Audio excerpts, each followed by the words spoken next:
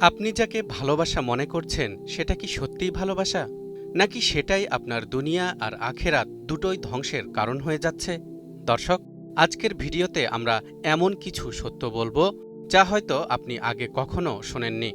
হারাম রিলেশনশিপের এমন কিছু পরিণতি যা জানলে আপনি নিজেই ভয় পেয়ে যাবেন। ইসলামী শরীয়তে বিয়ের বাইরে কোনো ছেলেমেয়ের সম্পর্ক তা যতই পবিত্র মনে হোক না কেন তা স্পষ্টভাবে হারাম। কারণ এটি শুধু একটি গুনাহ নয়, এটি অনেক বড় বড় গুনাহের দরজা খুলে দেয়।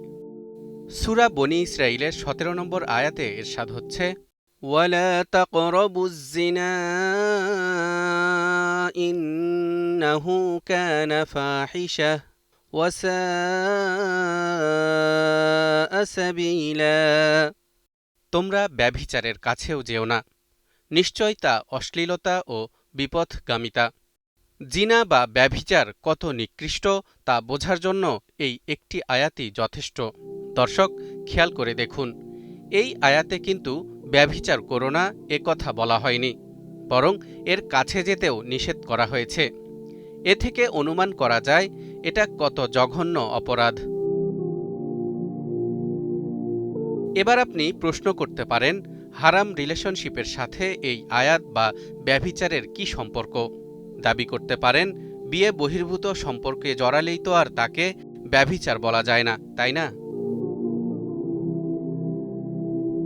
প্রিয় ভাই ও বোন আমার, ইসলাম ধর্মে শুধু অবৈধ শারীরিক সম্পর্কের চূড়ান্ত রূপটাই ব্যভিচার নয়, বরং যেসব কাজ জিনা বা ব্যভিচারের প্ররোচনা দেয় সেগুলোও কঠোরভাবে নিষিদ্ধ, এবং তাও ব্যভিচার বলে গণ্য।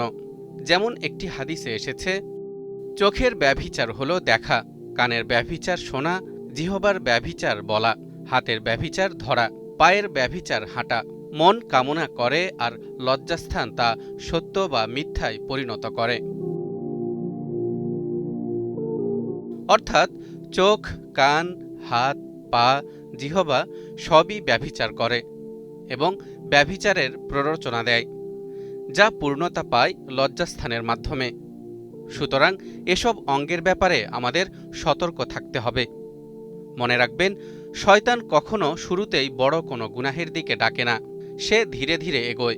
প্রথমে কথা বলা, তারপর ইমোশনাল কানেকশন, তারপর আসক্তি, আর শেষে এমন জায়গায় নিয়ে যায় যেখান থেকে ফিরে আসা কঠিন হয়ে যায়। আর এভাবেই শয়তান মানুষকে ব্যভিচারের দিকে প্রলুব্ধ করে।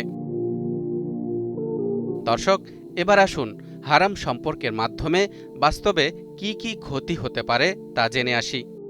প্রথমত, মানসিক ক্ষতি।